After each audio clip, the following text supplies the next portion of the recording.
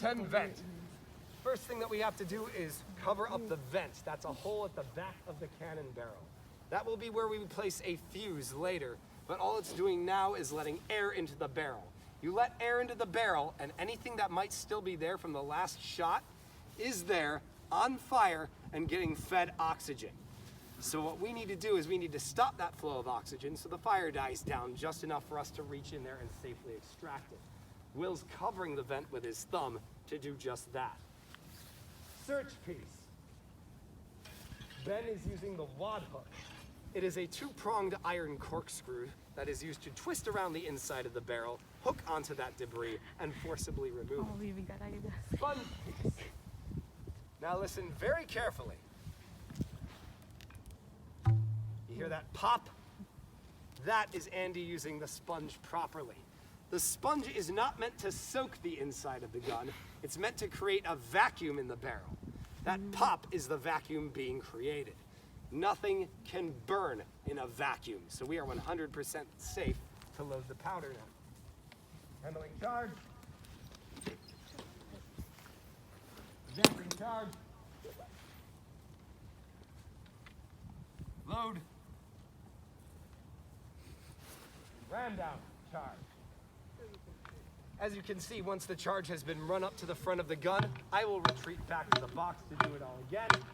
And Andy now reverses the sponge and uses it to push that charge of powder straight back underneath the vent that Will has been tending this entire time.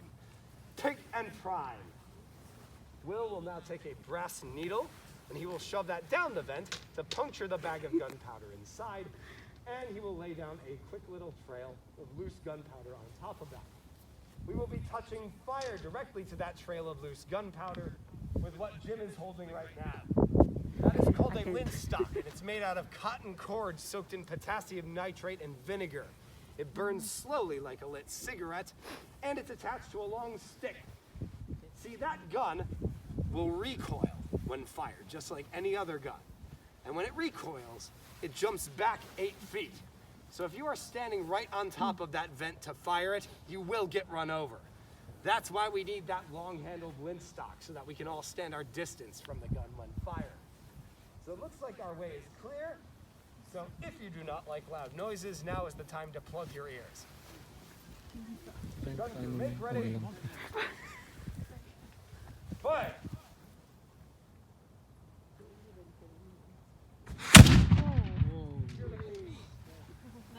Okay. And that happens every 30 seconds, ladies and gentlemen. So think about that happening on the battlefield.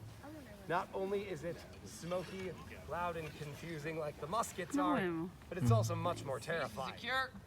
Now at this moment, the piece has been secured, so if you wish to step forward and take a closer look at this device and ask us any questions you would want, now is your time to do that. And if that doesn't appeal to you, then you are dismissed. Have a good rest of your day at Fort Niagara.